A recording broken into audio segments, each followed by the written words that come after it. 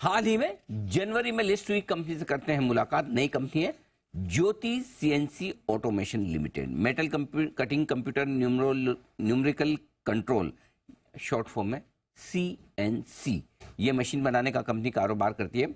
Aerospace, defence, auto components, general engineering जैसे spaces में company services देती है। और वित्त वर्ष 2023 में मार्केट शेयर के लिहाज से 10% के मार्केट शेयर के लिहाज से ये कंपनी तीसरे नंबर पर है। इसके नतीजे आए हैं कल बाजार के दौरान 2:30 बजे के आसपास। आपके सामने रिजल्ट्स रख देता हूं पहले।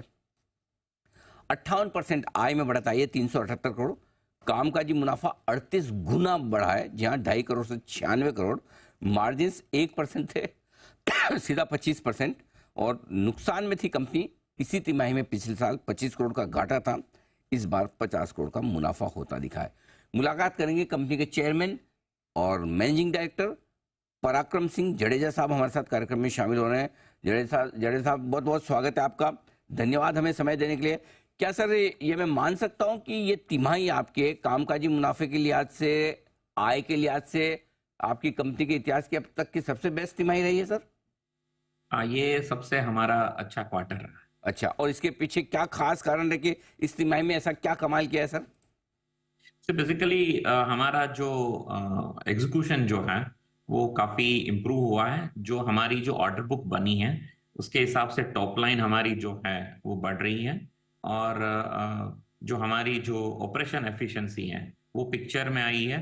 और दूसरा है जो हमारा जो बिजनेस मॉडल के अंदर एरोस्पेस एंड डिफेंस जो है उसकी जो रेवेन्यू ये क्वार्टर में आगे आ रही है। और इसके हिसाब से ये तीनों मिला के ये टोटल मार्जिन के अंदर इंप्रूवमेंट देखने को मिला है। ओके, तो एक तो कॉस्ट आपने अच्छी से ऑपरेशनल एफिशिएंसी के चलते कॉस्ट कम किए, उसका फायदा मिला। एरोस्पेस और डिफेंस में बढ़िया काम होता दिखा है। बाकी आपका दूसरा सेगमेंट ऑटो कंपोनेंट्स, वो कैसा कर रहा है सर? दैट ऑल्सो वो भी अच्छा ग्रो कर रहा है। इसके अलावा ये क्वार्टर में हमने एक और नई सेक्टर के अंदर पैर रखे हैं जो ईएमएस है, इलेक्ट्रॉनिक मैन्युफैक्चरिंग सर्विसेज।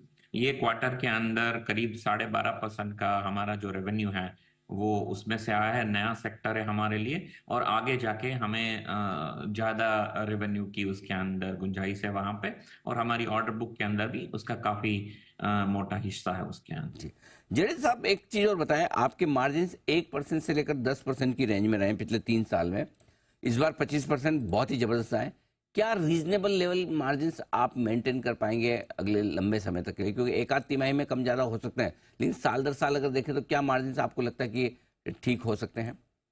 यहाँ से जैसे जैसे हमारा रेवेन्यू ग्रोथ आता जाएगा और जो हमारी जो ऑर्डर बुक है आज के दिन में उसको हम जैसे जैसे एग्जीक्यूट करते जाएंगे। और काफी सॉलिड मोमेंटम बना हुआ है एरोस्पेस, डिफेंस एंड ये ईएमएस इंडस्ट्रीज के अंदर। और चाइना +1 के हिसाब से टोटल कंट्री के अंदर जो मैन्युफैक्चरिंग जो ग्रो हो रहा है, तो हमें आगे अभी उसके अंदर ऑर्डर बुक जो है और स्ट्रांग होते हुए देख रहे हैं।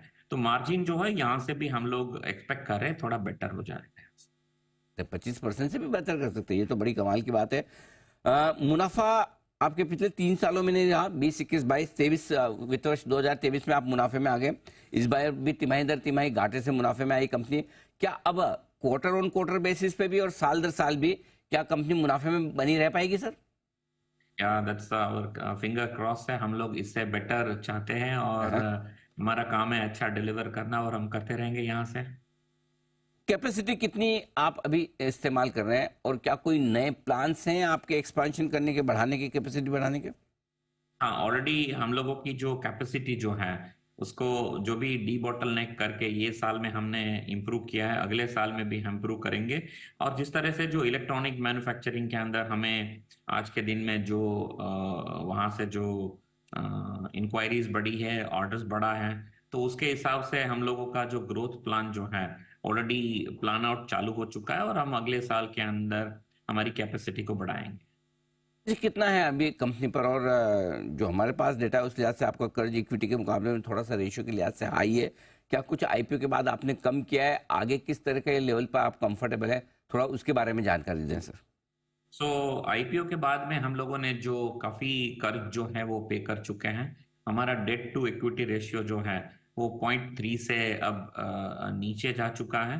एंड आगे जाके जो है हम लोगों की, मैंने लास्ट टाइम पे आपको बताया था कि हमारा अगले 2-3 साल में कंप्लीटली डेट फ्री होने का जो प्रोग्राम है, उस दिशा में हम आगे बढ़ रहे हैं। डेट इक्विटी रेशियो काफ़ी कंफर्टेबल है और 3 साल में कंप्लीटली डेट फ्री भी होना चाहते हैं। अच्छा सर, अब एक चीज़ बताइए, इस वक्त ऑर्डर बुक कितनी है और आपके अलग अलग सेगमेंट में कितने ऑर्डर्स आपके पास है, जरा वो समझाइए। तो आज के दिन में हमारे पास 3200 करोड़ की टोटल ऑर्डर बुक है। उसमें से 58% यानी क्लोज टू 1800 करोड़ जो है वो एरोस्पेस एंड डिफेंस सेगमेंट के अंदर है। और बाकी जो है करीब हमारी 8% जो है वो ईएमएस सेगमेंट में है, जो करीब 260 करोड़ की है।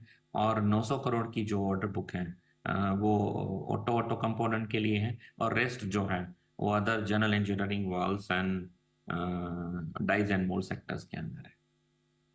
अच्छा, अभी आपका जो ज़्यादातर कामकाज है, 84% अगर मेरे पास सही डेटा है तो आपका भारत से आता है, राइट? 15% के आसपास यूरोप का है। आगे किस तरह का प्लान है आपका, कहाँ से आपको ज़्यादा ग्रोथ आती दिख रही है और रेवेन्यू मिक्स किस तरह का रहेगा सर? तो हम लोग सबसे ज्यादा जो एक्सपोर्ट्स को देख रहे हैं, जो हमारी जो ऑर्डर बुक है उसके अंदर एक्सपोर्ट्स की ऑर्डर हमारे पास सबसे ज्यादा है। और जो एरोस्पेस एंड डिफेंस के जो ऑर्डर है वो 1800 करोड़ के, वो सारे एक्सपोर्ट्स के ऑर्डर हैं। और इवन अगर हम लोग ये क्वार्टर की देखेंगे तो हम लोगों का टोटल 42% एक्सपोर्ट्स है और 58% डोमेस्टिक है। और आगे जाके अगले कुछ क्वार्टर तक यही रहेगा। और ऑलमोस्ट आप 60-40 पकड़ सकते हैं कि 40% तक हमारा एक्सपोर्ट्स बना रहेगा। ओके, बहुत बहुत धन्यवाद जडेजा साहब, समय देने के लिए और अपने नतीजों पर विस्तार से हमारे दर्शकों को बताने के लिए। दमदार परफॉर्मेंस आज